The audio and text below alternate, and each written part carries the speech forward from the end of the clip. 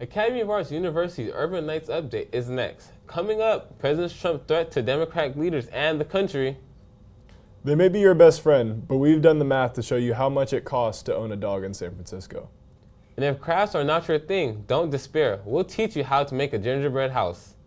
Plus, if you're starting to fall under the spell of the spirit of giving, join us for a story on how to help during the holidays. All that and more next on Urban Nights Update.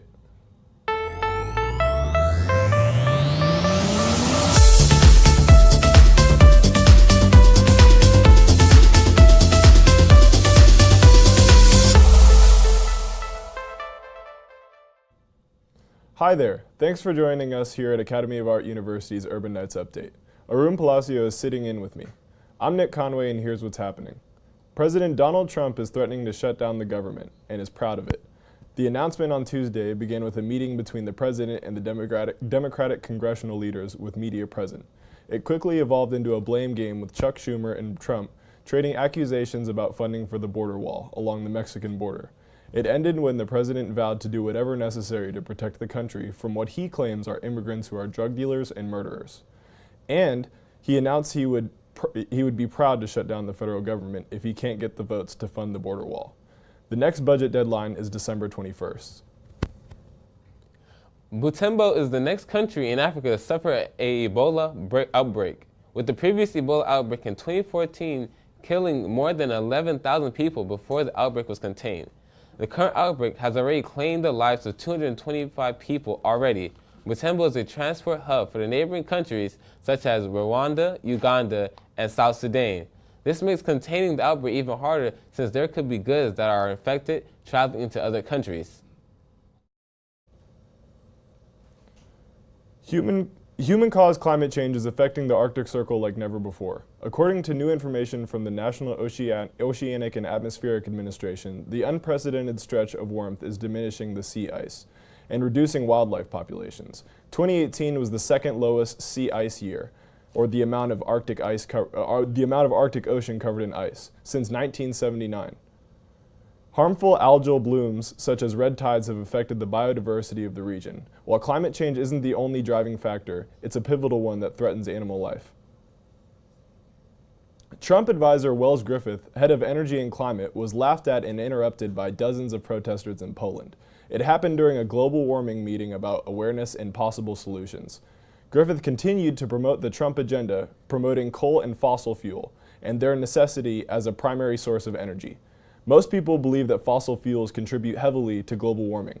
Besides being laughed at, protesters were yelling, "These false solutions are a joke." Stephen Curry's latest revelation is shaking up the universe. So to speak, he expressed his doubts on whether humans actually landed on the moon.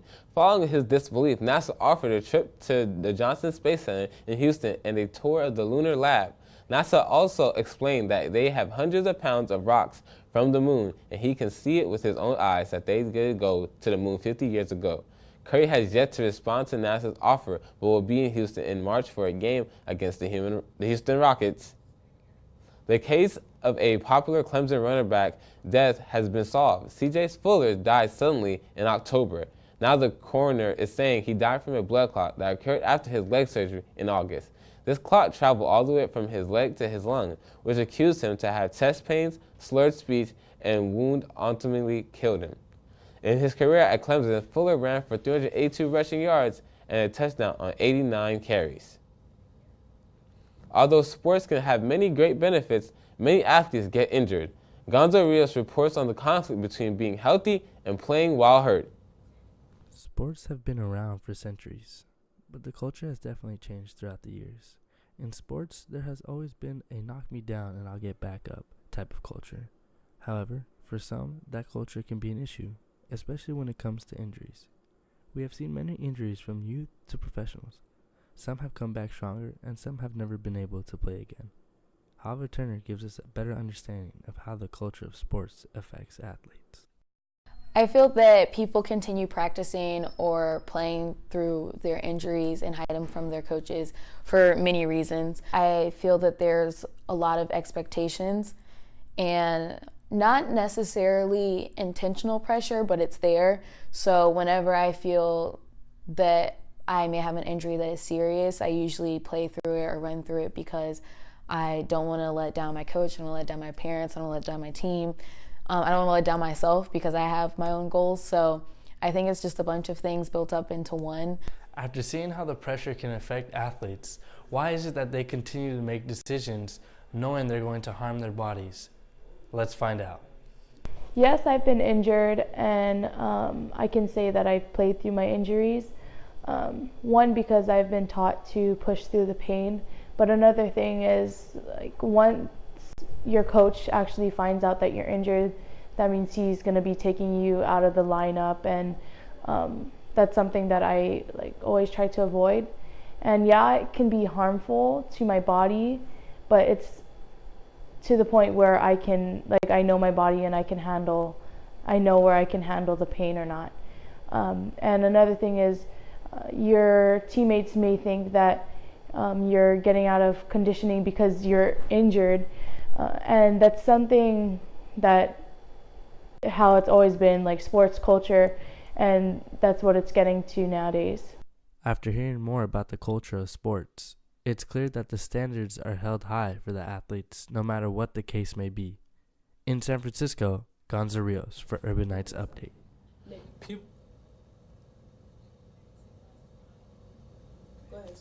What? People say there has never been an athlete who has played 100% healthy during their season. There have been many incidents in the NFL that have caused a lot of controversy. Let's check in with Gonzo Rios, who is with Roundtable and will be talking about the NFL policy. What's going on, everyone? I'm here with Al Mora, Brendan Otero, and Josh Carlin. Today we will be talking about the NFL policies and all the controversy, what's been going on all around the NFL. So let's start with you, Al. So tell me your opinion on the NFL policy. Do you think it's fair? Do you think it's unfair? I think a lot of NFL policies are fair, and I think that the NFL has a tough time enforcing them because there's a lot of, backlash because teams want their best players on the field. Yeah, I agree. Just like the Cowboys last year was it last year? Mm-hmm. Yeah, with Zeke? How he went through that whole season with what was it? 6 games. They were trying to give him 6 games suspension, and it just kept going on and on throughout the season. But with that, they had no proof. But then they kept wanting to suspend him more and more, but they had no proof. So I feel like, I don't know. It can be unfair at times. Yeah, exactly. And you, Brandon? I feel like the policies are fine. Like they have the amount of suspensions is correct, a couple games here and there. But I just think it's damage control when they do it. If they we're in front of these instances when they happen, instead of just letting a video came out and now they're panicking, and it's too late at that point. And it would be better if they were just on top of everything. Well, now going back to what you were saying, the video came out. So you guys are all familiar with the Kareem Hunt situation. Yeah. So apparently he lied to the Chiefs and told them nothing happened. So they knew since February, the Chiefs, about the situation. But they didn't react to anything or do anything until the video came out, which was 2 weeks ago. And then eventually they kicked him off. But the crazy thing is he's kicked off the team, but he's still getting paid. So what do you guys think about that? Well, like at any job, when you get suspended, they have to do their investigation. Unfortunately for the Chiefs, they didn't follow up on their initial investigation, and TMZ leaked that video, and boom, they reacted quickly and they swiftly. And Kareem Hunt's now out of a job, and he's going to have a tough time getting a job back, just like Ray Rice did. But I feel like the Chiefs knew about it. I just don't think they wanted to say anything because that's one of their best players. So I think they wanted him on the field. I know what he did was wrong, but I feel like they didn't say anything because it is their best player. Yeah, we all know what he did was wrong. But I feel like if he was upfront with them about what happened, he might still have his job.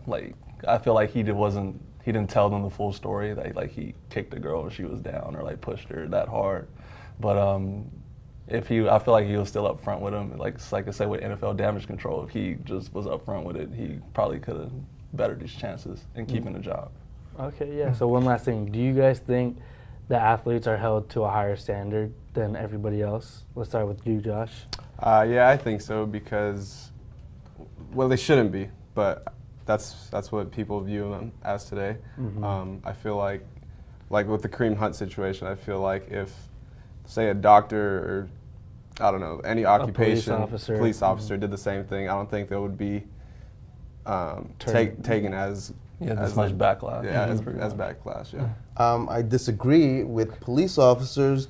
They What? wear body-worn cameras to watch them Yeah. 24/7 on what they're doing. If you strapped one of those to an NFL player, would you like to see what's going on? And would you think there'll be more firing and suspensions? But their Yeah, body yeah. camera isn't on 24/7. You don't see what they do at home, stuff like that. Yeah. But Well, Brandon, what do you think? yeah, they're definitely held to a higher standard. You see them more often every day. They aren't like or behind the scenes or per se, but you just see them a lot in culture. So obviously they're going to be looked at as role models, and you don't want them doing anything bad. Well, that's all the time we have. That was a great discussion, guys. Thank you so much. Now back to you guys. Thanks, Roundtable. The race looks simple, but at every phase there is a challenge. Tamara Jabber visits student track and field athlete Selena Horna as she gets ready to race. Dreams pivot.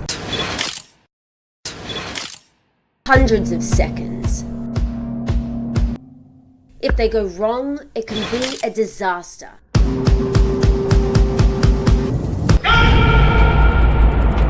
It can be the end of the road for years of work.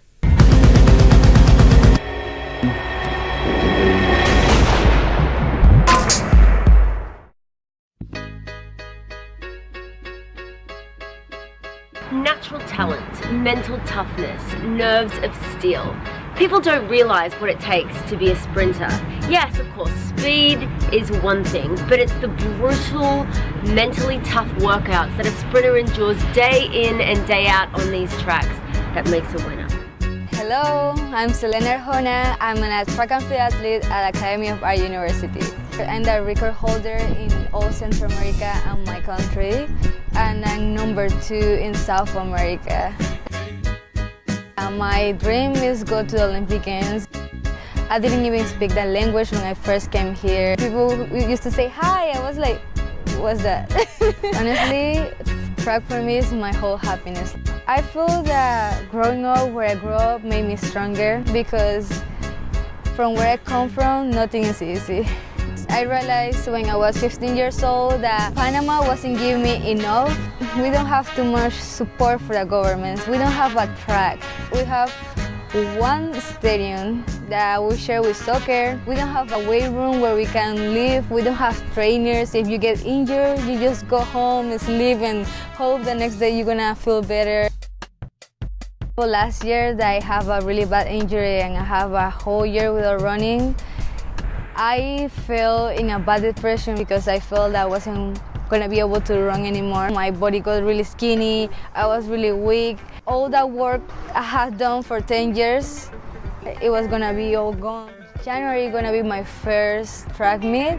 I'm really looking forward to it. I can't really think about my life without track anymore. It's gonna be hard times, but I can go through it.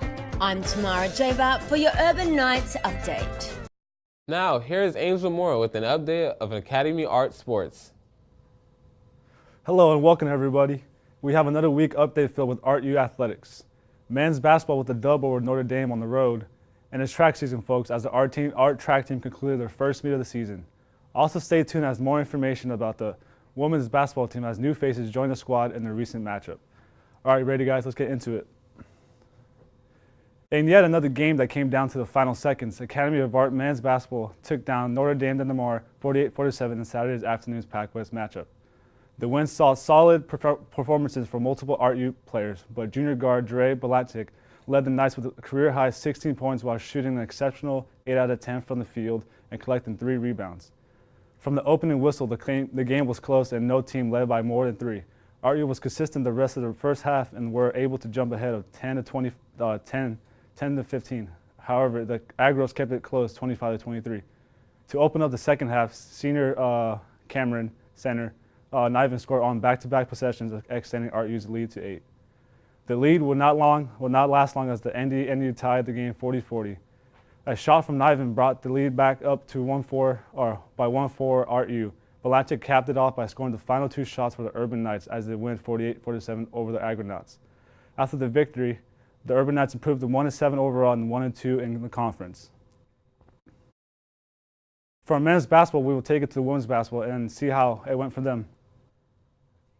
Battling back from a hot start, the Notre Dame, the Urban Knights were right there with their Bayweb Pac-West Conference opponent early in the second quarter, but ended up falling 66-46, mirroring one another. Began the ND opened up on 8-0 run, but RU was able to match an 8-0 run on its own. The response was topped off by back-to-back threes from pointers from senior guard Inga Khan, sophomore guard Ashley Pollock, one of the 5 players from the RU volleyball and soccer teams to fill out the basketball roster, and enjoyed a special moment as she tied the game 23-23 with a three-pointer. After the game, Coach Camille Williams commented on adding the players from different teams, quoting, "We are very grateful to our soccer and volleyball programs for allowing their athletes to give us backup players and due to injuries and illnesses. RU's overall is now 1-5 and conference is 0-3 as they get ready to open up with Azusa Pacific on December 19th. From the court, we take it to the track as the Urban Knights wrap up a track meet in Colorado. RU's track and field concluded the first weekend of its 2018-19 campaign inside Mountain Lion Fieldhouse for the Colorado Running Company, University of Colorado Springs invite on Saturday. Following up their exciting indoor debut, which featured NCAA Division II provisional qualifications for each, Daria Mathias and Ryan Youngwerner were once again the highlights of Saturday. Both Mathias and Youngwerner were among the top finishers of the 5 Urban Knights running in the 60-meter dash. Senior Christian Carter finished runner-up in the 13-man 400-meter dash, sporting the time of 50.11 seconds. The track and field team wraps up its 2018 part and begins 2019 with a trip in New York for the St. Thomas College Spartan Invitational. From the field, let's take it to the baseball diamond as head coach Dan McDermott announces their 2019 spring schedule. Opening day for the Knights is February 1st against Simpson University in Redding, California. Their first Pac-West Conference match will be 2 doubleheaders versus Point Loma on March 1st and 2nd. RU will be finishing up their season with 2 road trips, first against Corby University on April 26th and 27th, and their final series of the season will be against Fresno Pacific as the series begins May 6th through the 8th. If you guys have time to catch the game, do so as they play their home games at Laney College in Oakland. That's all we have for today in the world of Academy of Arts sports. I'm Angel Moore, back to you. Thanks, Angel. Boxing has always been considered a male-dominated sport, but at one boxing gym in Pacifica, California, female boxing is the main focus. Almora takes us to Babyface Boxing Gym. There's something about boxing, like 2 gladiators fighting more than just the opponent in front of them. Not what you expected to see? Here at Babyface Boxing Gym in Pacifica, California, female boxing reign king. I got a chance to speak to Blanca about the gym. Babyface Boxing Gym is the home of the beautiful brawlers. There's guys who come here, there's little boys who come here. I don't market to have the gym packed. It's a place where if you really want to box and you find it, you come here and you become part of the Babyface family. But I focus on the females because no one else does. And so what I wanted to do is create a place where women can go and we could bring our kids, number one, and we ran the place. So I created that. Girls out here that are incredible fighters, and so we just do what we do. It's nothing different for us. Babyface Boxing Gym is owned by Blanca, but her coach, Eliza Olsen, trains females to fight at a top level. I got an opportunity to speak to her right at the ring. After my boxing career, and because I've trained under such amazing coaches, and because my grandfather was a world champion, I've been watching boxing forever, I felt like passing it on. And I also had great mentors, Lucia Riker, Gina Guidi, Blanca, Martha Salazar, I grew up with them around me. I had the scariest stories, men coaches that are just I don't want to train women. They're trouble, they get pregnant, they do all these things, they're not real fighting, that's not real fighting and all this stuff. So, women are predominantly the ones I care about because I feel like they're not looked at and they're not really taught enough, They're always kind of shunned. You are who you hang out with. So if you want to be a champion, if you want to be a boxer, you hang out in boxing gyms. You train, you stay healthy, you stay focused and disciplined, and you don't go anywhere else. You take the time to do this because the sport is serious. You play every other sport except boxing. You fight when you box. In Pacifica, California, I'm Al Mora for Urban Knights Update.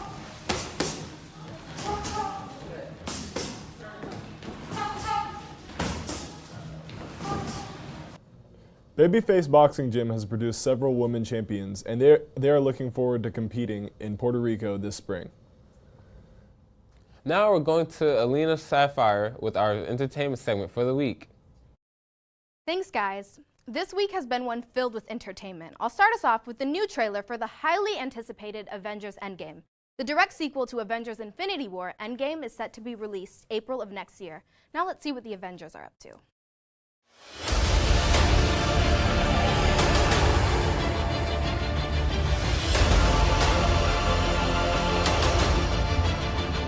Thanos did exactly what he said he was going to do. He wiped out 50% of all living creatures. We lost, all of us. We lost friends, we lost family. We lost a part of ourselves. This is the fight of our lives. This is gonna work, Steve.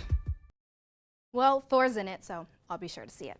Now, ladies, prepare to be ignored by your boyfriend for a couple hours. Fortnite Season 7 is here. A mysterious iceberg smashed into the island, bringing about some new icy gameplay. Take a look.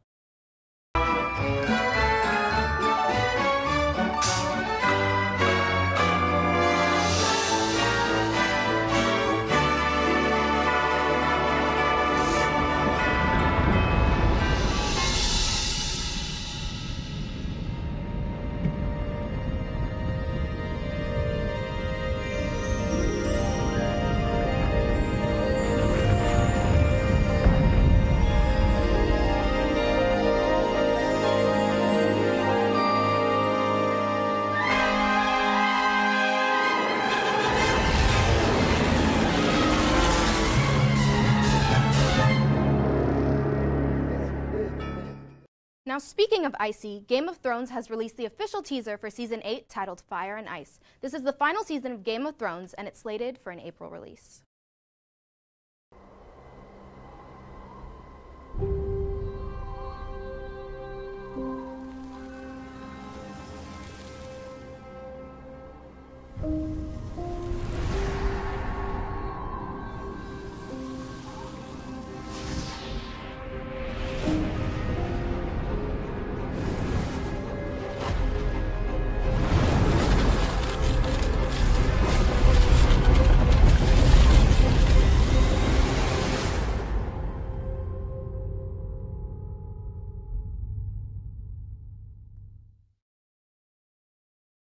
Well, that's all the entertainment I've got for you today. To recap, Avengers comes out in April, Fortnite Season 7 is out now, and Game of Thrones Season 8 is out in April as well. I'm Alina Sapphire. Back to you guys.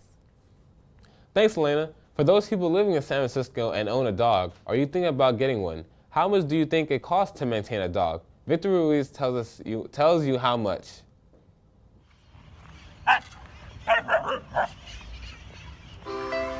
The man's best friend. Dogs have been around us for many centuries all over the world, giving us unconditional love and company. However, having a dog has always come with a lot of responsibility, from feeding them to finding someone who can take care of them when you cannot. So how much does it really cost to own a dog here in a city like San Francisco, where anything is really cheap? Dog owner Kill Long helps us to figure it out the average expenses that carries having his Siberian Husky, Leah. So the first one, it was a one-time payment, which is the down payment, just to have them in the complex, and that was $500, which is obviously quite expensive for a college student. And then on top of that, it's $40 a month. And then I have the dog food, which equates to about $65 a month. And then I also have to pay for his medical bills. So he has 4 rounds of shots that he had to go through, each being about $300. Like here, there are so many people in San Francisco that spend most of their time working or studying, which means that they're gone and they have to find someone to take care of their puppies. In a city like San Francisco, puppy sitting has become a considerable job for many people. Part-time puppy sitter Colby Williams tells us more about the job. I'm a student here, and being a dog sitter is just a really great job. I love dogs, and to be able to do this as like a little side hustle is perfect. I mean, I charge $25 an hour, so I usually walk dogs for about 3 hours a day, you know, and it's not too time consuming. Considering the $25 that Kobe charges for every walk and deducing that most people in the city work 5 days of the week, that's a total of $500 every month just in walks. He also told us the difference on the price between his hometown in Santa Clara and here in San Francisco. Yeah, so being here in the city, obviously everything is more expensive. When I bring him back home and I don't have time to walk him, I hire a dog walker and he's only 10. So that's a $15 difference. If we calculate all the expenses, that leaves us with an average of $600 to $1,000 every month. It is definitely a considerable amount of money. However, at the end of the day, the happiness that they bring us when we come home after a long day is just priceless. In San Francisco, I am Victor Reda Carranza for Urban Nights Update. Thank you, Victor. They might not be with us our whole life, but they for sure make our lives a whole, and that is for sure priceless. JetBlue fans will have to wait until next week to find out if they've won free plane tickets. As part of this holiday promotion, the Go Get Gifted contest was announced on November 28th, and over 60,000 people participated so far. You had to send in a video of your flyest response in order to prove that you were worthy of winning this free trip to see your loved ones. 5 lucky winners will be announced on December 15th. If you win this trip, JetBlue wraps you up from head to toe in Christmas wrapping paper and adds a bow on top and delivers you to the front door for delivery. Holiday season means sweet treats and gingerbread. Join Din Huynh and Zuri Williams to learn how to make a perfect holiday gingerbread house. Hi guys, welcome to this week's special segment. I'm Din Huynh and here's Zuri Williams. And we're making gingerbread house. So the first thing is that you need to put icing on the gingerbread house. That is the most important thing. Sorry.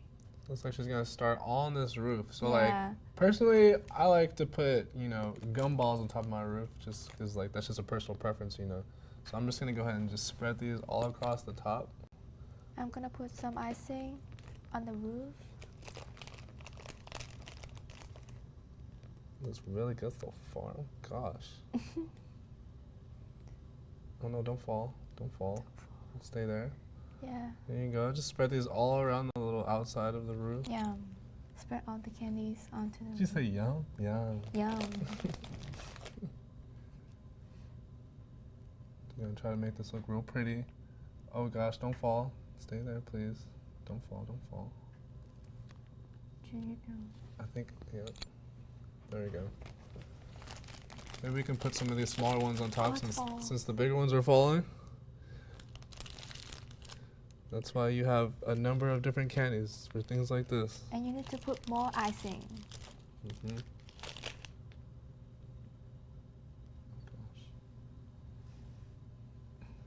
Oh gosh, see, look at the big ones are falling. We're gonna go and switch up to these smaller ones so they don't fall off the top. I think it's because they're a little heavy. Yeah, too heavy for the icing. I'll put more icing on it. Okay. Yeah, that's better. Fun fact, this is actually my first time making a gingerbread house. Yeah, this is my first time too. Hopefully this comes out Yeah. better than I imagined. Oh gosh. And that's actually going to wrap it up today. And as you can see, this is how you make a gingerbread house. I'm Zuri Williams. I'm Din Huynh. Thank you for watching. We all love food, especially during the holiday time. Stefan Milivojevic went out to find out what some favorites are for our question of the week. On Christmas Eve, I usually have fish with some lasagna, mashed potatoes, all that, and that's more of a family tradition. My grandmother's been doing it ever since my dad and my uncle have been kids, and we've been doing it ever since. My favorite meal is hot pot. So my favorite Christmas food is bibinka. It's part of my culture. I'm from Goa. It has a very Portuguese heritage. That is the reason I love bibinka. It's like a sweet dish. Yeah, and that's what we make at home with my parents, When we have Christmas back home in San Diego, where I'm from, it's been kind of a family tradition, always bring ham, but you got to make sure not to forget the pineapples, because we do eat pineapples on pizza in my family. Sometimes the best gift you can give someone is their smile. Atlanta Sapphires discovers ways to help those in need during the holiday season. The holiday season, helping those in need is important. We do things such as making meals, donating canned food, and buying clothes and hats for those that can't afford them. Eva Montaigne shares with us one way to help those in need where the only thing you need is a smile on your face. Besides, of course, the soup kitchens and all the different ways that the city gives. For instance, what I do is like when I walk to work and there are a lot of homeless in there, and the number one thing that they look for is kindness, and I can't tell you how many times when I've said hello to them, just the fact that you say hello to them it just brightens their day. Good morning, folks. Good morning. Nice day today. Beautiful. I've had a guy start crying because I was nice to him. So being nice is number one, but then of course you can always carry around some power bars or something and hand out to them. I do that also. So those are the different ways that you can do it in your daily life. Ron Konopaski shares with us a few things that he does to help those out during the holidays. I mean, like during Thanksgiving, we had like a half a dozen turkeys and a lot of all the dressing and stuff to go with it, and we took that over to the homeless down by Cesar Chavez, down by Potrero Hill, where there's kind of a homeless encampment there, and then of course we're collecting the caps and gloves for the homeless for the winter time. One way we can help the homeless during this holiday season is by finding donation bins and donating stuff like coats and jackets. I saw some creative ways that people help for the holidays. Each K-8 grade has their own bin of donations. The one with the most in it after a couple of weeks wins a prize. Another fun way to help is a giving tree. People write what someone they know needs that maybe can't afford it, and you take it off the tree and purchase it. While the ways to help those in need include buying clothes, buying a nice holiday treat, or even making a meal, sometimes all people are looking for is a little kindness, and you don't need a dime to give that. I'm Elena Sapphire. Happy holidays. Happy holidays to all of you. This is our last show of the semester, so we'll see you after the holidays. For everyone here at Academy of Arts University, Urban Nights Update, thanks for joining us. I'm Arun Palacio. And I'm Nick Conway. Have a great holiday season and a happy new year.